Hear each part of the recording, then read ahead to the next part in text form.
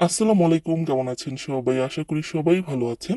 যে যেখান থেকে এই ভিডিওটি দেখছেন সবাইকে শুভেচ্ছা জানাচ্ছি। আজকের ভিডিওতে জানিয়ে দেব কুয়েতের সর্বশেষ খবর। প্রথমেই জানিয়ে দিচ্ছি খাদেম ভিসা থেকে শন ভিসায় ট্রান্সফার বা হাওল হওয়া সম্পর্কিত আপডেট। কুয়েতে ভিসা আর্টিকেল 20 অর্থাৎ যারা খাদেম ভিসা রয়েছে তারা শন ভিসা অর্থাৎ 18 নম্বর ভিসায় রূপান্তরিত হতে পারবে, যার সর্বশেষ সময় হলো 12 সেপ্টেম্বর 2024।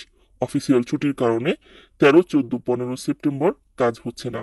যেহেতু এখনো পর্যন্ত স্বরাষ্ট্র মন্ত্রণালয় ভিসা ট্রান্সফারে কোনো সময়সীমা বাড়াবে কিনা বা বৃদ্ধি করবে কিনা সে সম্পর্কিত কোনো আপডেট এখনো পর্যন্ত প্রচার করেনি। সেই অনুযায়ী 12 সেপ্টেম্বর হলো সর্বশেষ সময়। তবে যদি এই সময়সীমা বৃদ্ধি করা হয় আমি আপনাদেরকে অবশ্যই জানিয়ে দিব ইনশাআল্লাহ। সে পর্যন্ত এই চ্যানেলের সাথেই থাকুন। এবারে জানিয়ে দিচ্ছি অন্যান্য আপডেট।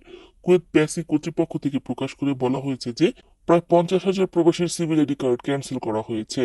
এই 50,000 সিভিল আইডি কার্ড বাতিলের কারণ হলো তাদের ঠিকানা পরিবর্তন, বিভিন্ন কারণে বাড়ি ভেঙে দেওয়া, মেরামত করা অথবা কফিল বা শ্রমিকের বাসস্থান পরিবর্তনের কারণে এই সিদ্ধান্ত নেওয়া হয়েছে। আরও বলা হয়েছে যে নির্দিষ্ট সময়ের মধ্যে সিভিল আইডি কার্ড নতুন করে আপডেট না করলে 100 দিনার পর্যন্ত জরিমানা হতে পারে। জানিয়ে দিচ্ছি একটি কমেন্টের উত্তর। অনেকেই কয়েকদিন ধরে কমেন্ট করেছেন যে সাধারণ ক্ষমায় যারা বাংলাদেশে গিয়েছে বা বিভিন্ন দেশে গিয়েছে তারা পুনরায় কুয়েতে নতুন ভিসা নিয়ে ফিরতে পারবে কিনা। যাদের ফিঙ্গারপ্রিন্ট ব্লক নেই, সাধারণ ক্ষমায় চলে গিয়েছে, তারা নতুন ভিসায় প্রবেশ করতে পারবে। একজন ভাই কমেন্ট করেছেন তিনি খাদিম ভিসাধারী, তিনি সফরে গিয়েছেন, তিনি যখন কুয়েতে ফিরবেন তখন তার আকামার মেয়াদ 20 দিন থাকবে, কুয়েত প্রবেশে এতে কোনো সমস্যা হবে কিনা। উত্তর হলো যে ইনশাআল্লাহ কোনো সমস্যা হবে না।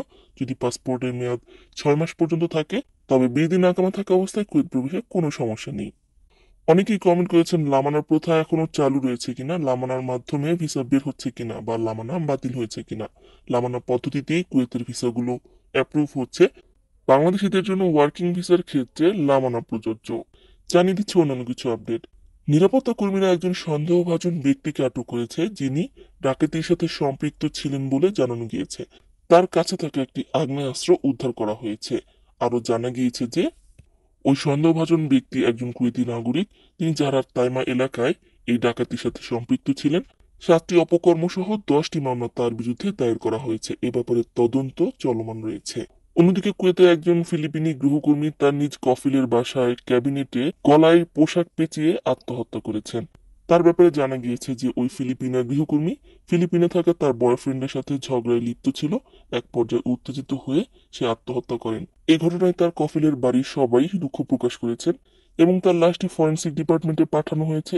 এছাড়াও ফিলিপিন দূতাবাসে এই মামলার সুষ্ঠু তদন্ত চলমান রয়েছে। সম্মানিত ভিউয়ার্স, আজকের মতো এই ছিল আপডেট। পুরো ভিডিওটি দেখার জন্য ধন্যবাদ। এই ধরনের ভিডিও পেতে চাইলে ইউটিউব চ্যানেলটিকে সাবস্ক্রাইব করে দিবেন, ফেসবুক পেজটিকে লাইক এবং ফলো করে দিবেন। আর যারা পূর্বেই করেছেন সবাইকে ধন্যবাদ। আজকের মতো বিদায়। আল্লাহ হাফেজ।